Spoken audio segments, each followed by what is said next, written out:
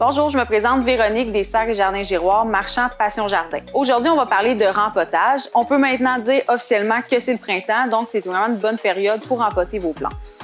Pourquoi on rempote une plante d'intérieur? Dans le fond, si on rempote jamais nos plantes, ils vont être pris dans leur peau puis ils vont arrêter de grandir. Donc, ça permet à nos plantes de continuer à croître et de les voir devenir, pour certaines, des géantes. À quelle fréquence on rempote nos plantes? On y va vraiment avec la croissance, on va vraiment y aller avec la croissance. Si on a une plante, il y en a certaines qui ont une croissance très lente, on va les rempoter moins souvent, puis d'autres qui ont une croissance plus rapide, ils vont être rempotés, peuvent peut-être des fois être rempotés 1 à 2 fois par année. On y va vraiment avec ce que la plante nous montre. Fait que je vais vous expliquer un petit peu plus en détail pour que vous compreniez bien. Qu'est-ce qu'on regarde pour savoir si ma plante, est-ce qu'elle est prête à être rempotée? Première des choses, souvent, la terre commence à décoller du rebord du pot. Ça, c'est un signe que les racines ont pris tout l'espace puis il n'y a plus beaucoup de terreau.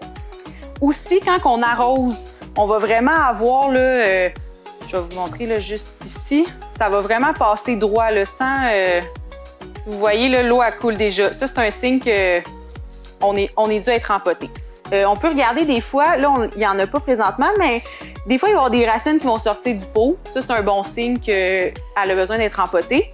Puis, le truc, là, le meilleur truc, c'est de sortir la plante du pot. Comme celle-là, vous voyez, on a vraiment on a beaucoup de racines. Fait que ça serait vraiment un signe, là, les racines, il y en a beaucoup autour, il y en a partout. Puis, on sent là, que la motte, elle se tient toute seule. Fait que ça, il n'y a pas de terre qui s'effrite. Ça, c'est un bon signe, elle est prête à être rempotée. Aussi, des fois, qu'est-ce qui peut nous donner un signe que notre plante, elle commence à être, des fois, être un peu plus moche, elle vous fait plus de feuilles jaunes, elle sèche plus vite, elle vient molle. Fait que souvent, là, dans ce temps-là, c'est un petit signe, on peut regarder. Des fois, elle manque, c'est ça, il n'y a plus d'espace, fait qu'elle peut plus pousser. Habituellement, quand on achète une plante, on vient d'acheter une plante, c'est rare qu'on a besoin de la rempoter. On attend. On vérifie. Comme vous voyez ici, ça c'est une plante qu'on vient tout juste de recevoir. Quand on tire, on y va délicatement. On voit là, la terre, elle veut tomber, puis il en reste au fond. Les racines ne sont pas rendues jusqu'au fond. On attend, on la laisse grandir. On y va toujours avec un pot de 1 à 2 pouces de plus pour rempoter. Fait que si vous avez un pot de 4 pouces, 5 ou 6 pouces. Pourquoi qu'on y va avec maximum 2 pouces? C'est que sinon, il va y avoir trop de terre, puis la plante va juste se concentrer à faire des racines, puis elle ne poussera plus, elle fera plus de feuillage. Donc, je vais vous montrer comment faire. Ici, on a un chlorophytum, une plante araignée. Si on la sort, vous voyez, il y a des très grosses racines. On colle un petit peu dans le fond du pot. On peut aller délicatement défaire quand même les racines pour lui permettre d'aller chercher...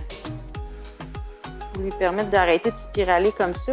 Donc, qu'est-ce qu'on utilise? C'est le terreau pour plantes d'intérieur de Fafard qui va vraiment fonctionner avec tout.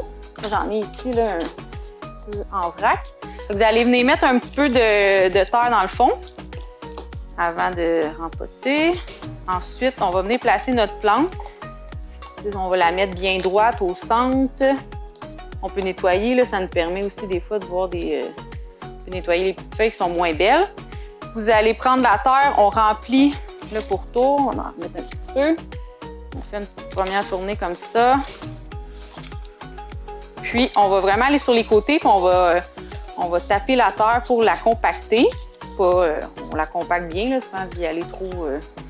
Puis, on remet de la terre jusqu'à temps qu'on arrive au rebord. Comme ça.